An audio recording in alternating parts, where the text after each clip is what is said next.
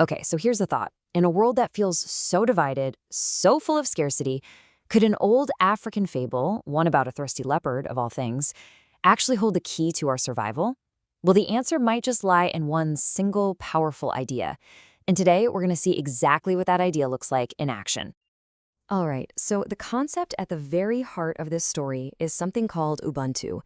Now, this is a philosophy that comes from the Zulu and Xhosa peoples of South Africa. And it's a really profound way of looking at the world and our place in it. And really, at its core, Ubuntu translates to this incredibly simple but powerful phrase, I am because we are. It's this fundamental belief that my humanity is completely, totally bound up in yours.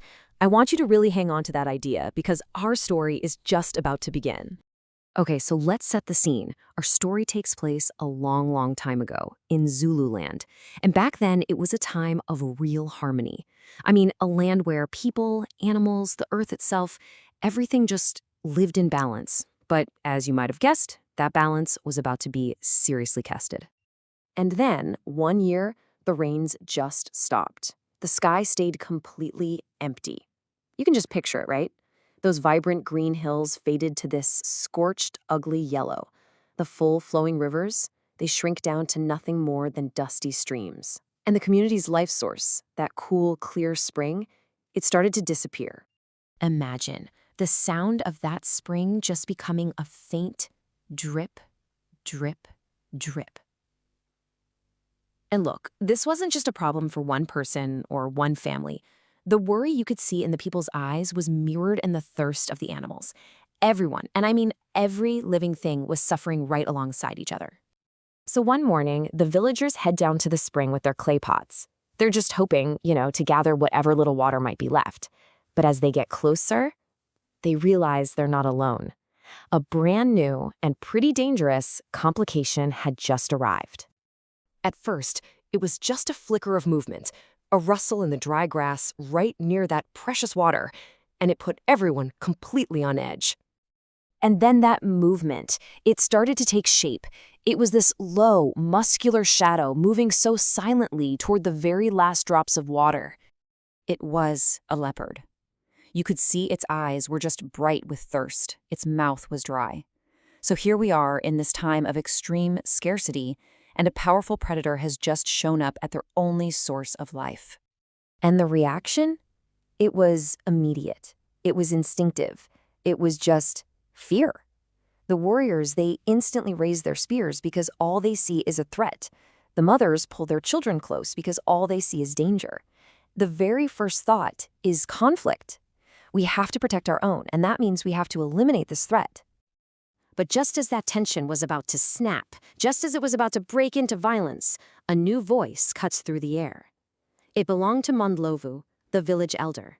Her steps might have been slow, but her voice and her wisdom were incredibly strong. And her command was so simple, so clear. Wait, do not fight. That's it. It was this call to just pause, to override that primal instinct for a fight, and to actually consider a different way. You see, Mondlovu looked right past the immediate threat and saw the bigger picture.